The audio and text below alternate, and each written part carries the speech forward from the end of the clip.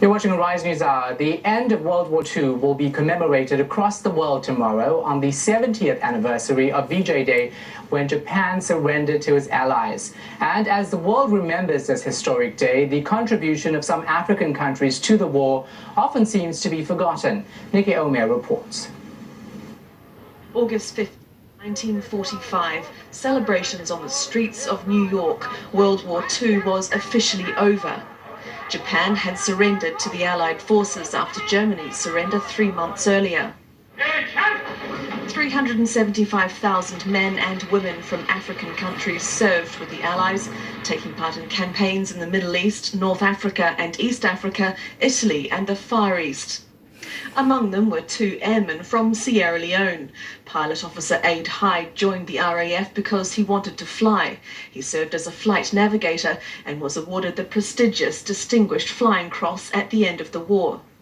Sponsored by the Sierra Leone government, Flight Lieutenant John Henry Smythe volunteered for the RAF in 1941. As a navigator, Smythe undertook 27 bombing missions in Germany and Italy. Well, I'm joined in studio by historical researcher Iyamide Thomas and Eddy Symthe, the son of Johnny Symthe, mentioned in Nikki's report. Thank you both so much for your time and being here with us. Eddy, let me start with you. I mean, this is obviously going to be a very special time for you. Yes, it is. My father, to us, was a hero. He volunteered to join the RAF during the Second World War to fight against Nazism. He was an officer in the RAF. He undertook 27 bombing missions over Germany and Italy. At a time where if you survived 30 missions, you were basically out. Very few people survived 30 missions. And he was shot down on his 28th mission. He was wounded, he was captured, and he spent over 18 months in a prisoner of war camp and was released when the Russians invaded Germany towards the end of the war. Now, Iyamide, 375,000 men and women from Africa, actually served with the Allies. Do you think we hear that enough? Do we know about this? I don't think we do at all. I mean, I was particularly interested in coming here to talk about the West Africans who participated and how some of them actually took bullets during the war, the 2 people we're going to talk about. I mean, even a lot of West Africans don't know this, that some were actually prisoners of war, during the war. So we really need to tell our young people, when we see all these celebrations, that the contributions came from the colonies as well. Yeah. Now, Eddy, do you feel your dad's legacy, obviously it deserves more prominence in history? Yes, I think in fairness, over the recent years, it has become more prominent and people have spoken more about it and there's more online if you choose to look for it. But as a general premise, it's not very well known. And I think the more that people talk about the story, not about just my father, but others like him, I think the more that people generally become aware of the contributions by people from Africa and the colonies. So explain that time for us while he was there as a pilot. Well, when he first passed out, he passed out as a pilot, but it was at a time where it was recognised that the bombing accuracy at that time was very, very poor. I think 1 bomb in every bomb load that was dropped fell within 5 miles of the target. So it was decided that navigators were needed to direct the planes to the target. And all the officers that had good mathematical ability were converted to navigators, and he was one of those. So his job was to direct the aircraft right to the target and get the aircraft back home. That's what he did. He flew in a short Stirling bomber, which is one of the first 4-engine bombers to join the war effort. But it was very slow. It had a maximum speed of 270 miles an hour and flew at a height of 17,000 feet. So it was very susceptible to taking hits. And on the way to the target, on his 28th mission, he was hit by anti-aircraft fire from the ground, and one of the engines were knocked out. They had a choice of turning back and coming back to England, but they decided to proceed, even though there were people wounded, like my father was wounded, but they decided, no, let's get to the target, let's drop the bombs and let's get back. They did this, they got to the target, they dropped the bombs successfully, but on the way back they were picked up by a night fighter And because they had one engine damaged, they couldn't evade the night fighter.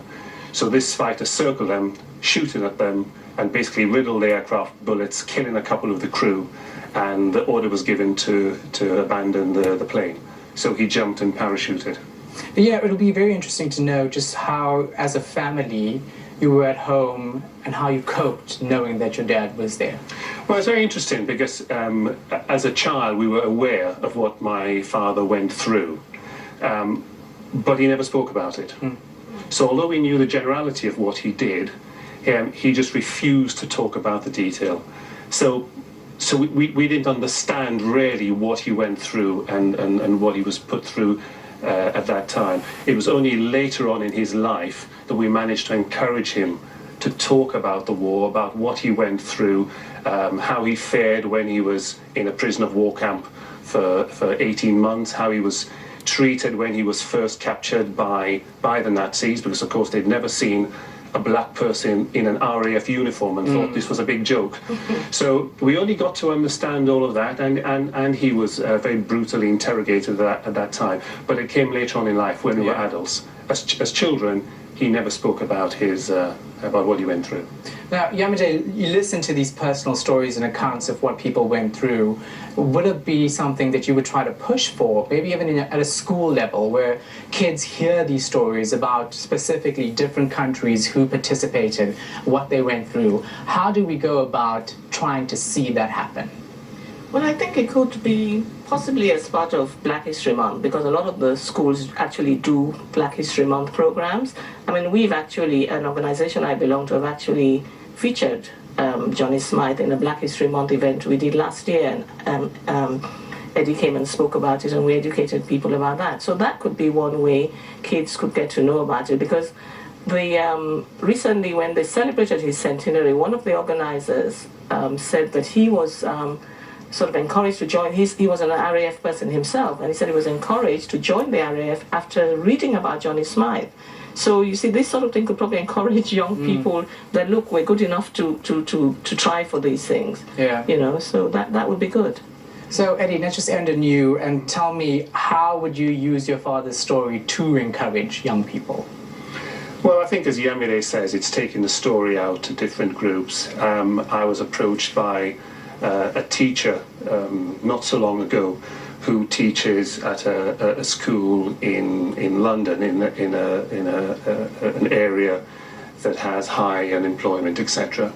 And he actually, without knowing me, decided to look for someone from Africa who he could do a story on, he could research, and he was going to use this as a form as a project with his children.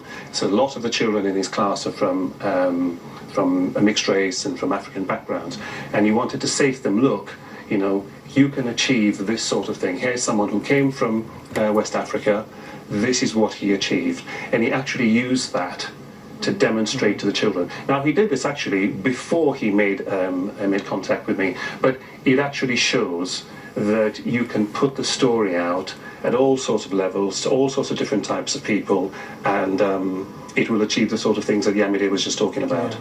All right, thank you both very much for your time. Historical researcher Iyamide Thomas and Eddy Symthe, the son of Johnny Smythe, who was a pilot in World War II.